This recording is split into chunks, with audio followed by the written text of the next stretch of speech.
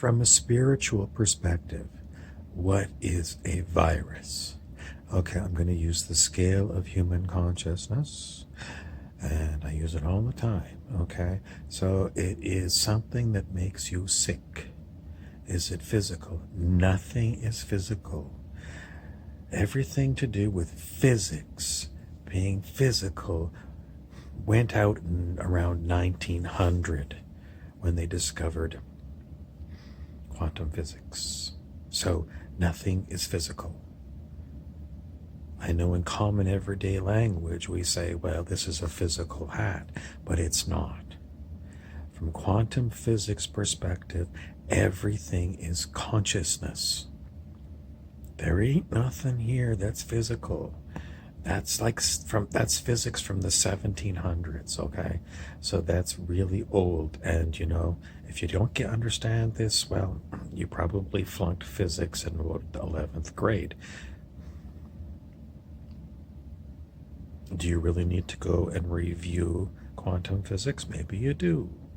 Maybe you do. Maybe you need to go and find quantum physics for dummies. But, I'm not going to teach you a course on quantum physics. And you don't need a whole pile of quantum physics. You basically just need to go and see that the people who were the smartest scientists of the day said, if you think you understand quantum physics, you don't understand quantum physics. Because they were trying to understand quantum physics from the perspective of 1700s physical science, also known as Newtonian physics.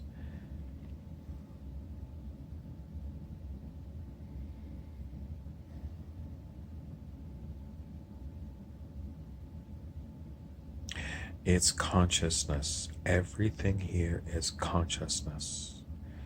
So the virus, what is a virus? A virus is something that calibrates at, on the scale of human consciousness, you can use muscle testing to see where something calibrates at on the scale of human consciousness. So I'm going to do it. A virus calibrates under 200 on the scale of consciousness, under 100, under 50, under 40, under 30, under 20, under 10, under 9, 8, 7, 6, 5, 5. 5 on the scale of consciousness, okay? 5. It's an incredibly low vibration. Does that mean that if you've got the virus that it's going to kill you?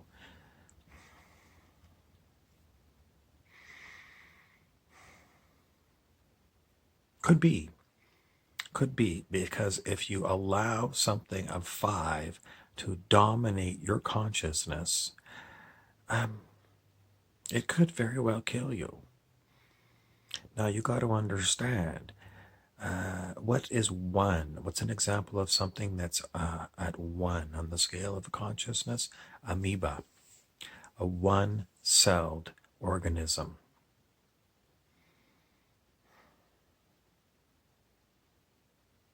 How much calculus can a one-celled organism do?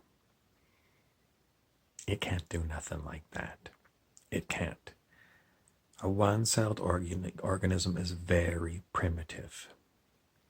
So if you have a high consciousness, it's only your belief that is going to kill you.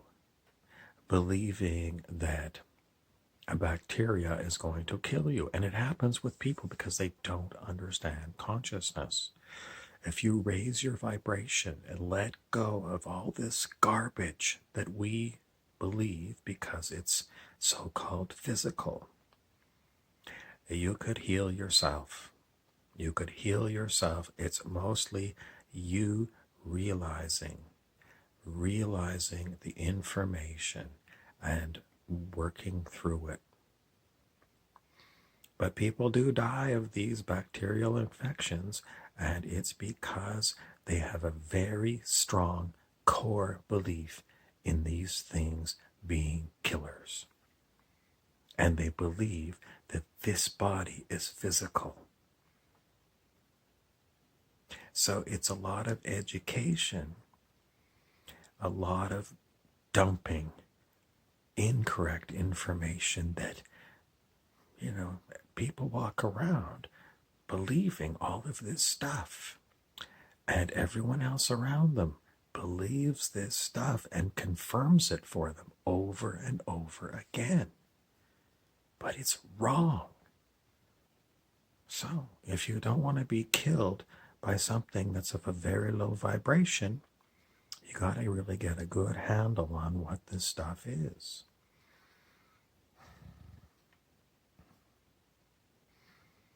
Five on the scale of human consciousness is really low.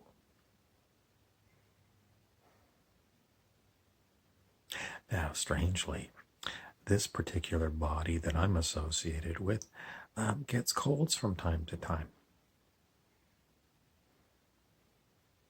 This body's got lots of other issues. And what does it really mean? It means that within the consciousness of this particular organism, there are blocks. What are blocks? They are, it's a buzzword that's used a lot, but they're energy blocks primarily. They're blocks to health. They're blocks to understanding. Why are there blocks? There are blocks within this organism because it's part of a group. And the group that is associated with this organism is not at the same consciousness. What do I mean by this? We have multiple personalities that are associated with my body. If you watch my channel, you'll see that I do different characters, but the different characters are all associated with this body. It's not just an act, it's real. Each one of the consciousnesses, which is the same thing as saying each one of the personalities associated with this body, have got their own state of realization. In other words, you could calibrate the consciousness of each one of the different characters that I portray, and they don't have the same consciousness calibration, and they don't have the same realization, the same understanding. So, depending on which one is dominant at one particular point in time, that's what the calibrated level of consciousnesses of this so-called physical body is at. Sounds complicated? Well, there's documented cases in history of people who have multiple personality disorder, and one personality will exhibit a body that will have insulin-dependent diabetes, and then the personality changes to another one, and there's no diabetes. So it's not really a new thing. You can go back and look at multiple personalities in health and see what you find. But that's basically what happens. Why do I have multiple associated personalities with this particular body? It's a learning thing. Not so much for these personalities, but it's learning for people who watch my channel to come to understand why it is that some people never seem to get sick and other people just seem to be very sickly. It's their consciousness. And we don't educate people on the scale of human consciousness in public school.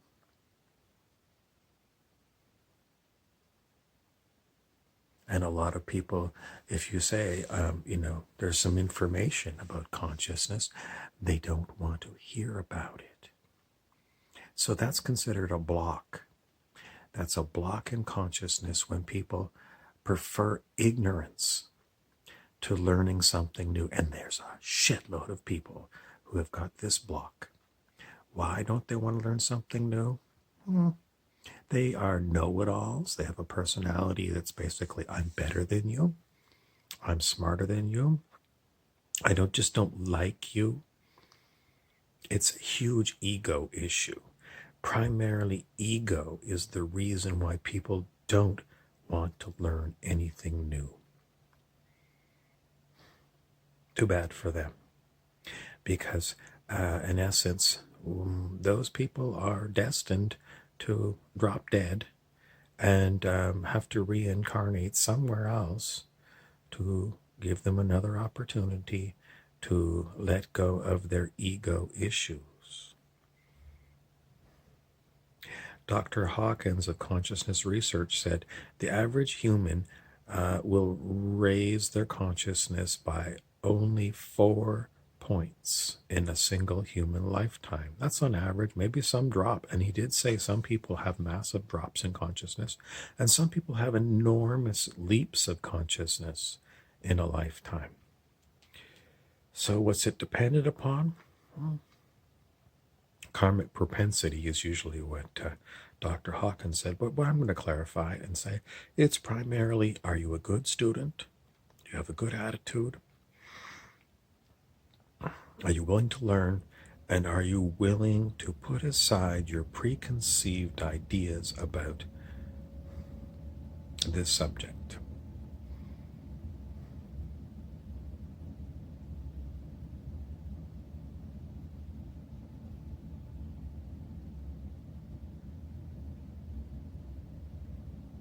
Dr. David R. Hawkins, some of his books are Power versus Force, Transcending the Levels of Consciousness, Letting Go, which is about letting go of your ego. There's a lot of other good books, but those are just a few. And he is available. You can look at his videos. He's got all kinds of them available on YouTube. If you like the way I present things, sometimes I'm a lot straighter than Dr. Hawkins. But then again, you might find Dr. Hawkins a doddering old man. All the same, if you like my video, please subscribe and share it out.